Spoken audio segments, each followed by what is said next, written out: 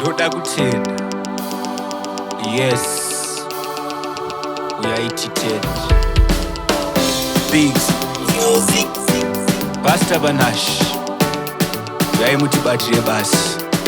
Yes, Mwari uyaitited Sama Simba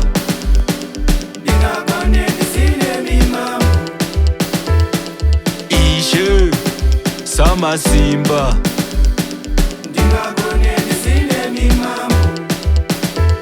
kubata kwenyu kunondishamisa mambo.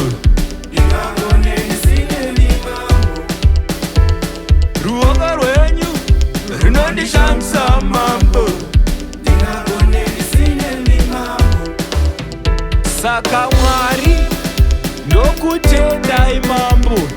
Imi Mwari ndokutendai mambo. Imi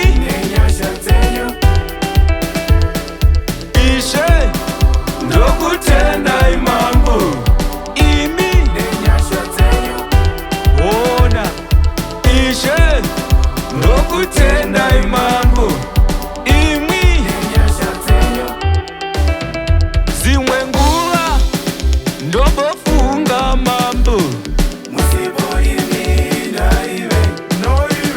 Zimwe nguva ndombofunga mambo. Makanditora ndichishorwa mambo.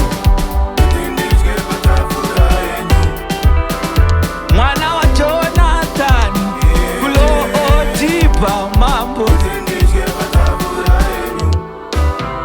Saka Mwari ndokutendai mambo.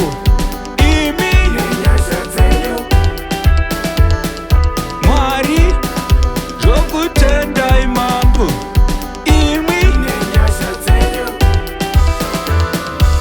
Ishe ndokutendai mambo. Imi ona Ishe ndokutendai mambo. Imi Mwari makandinjengesa mutsaona. Ini ndokutendai nei. Mwari makandinjengesa mutsaona. Imi ndokutendai nei.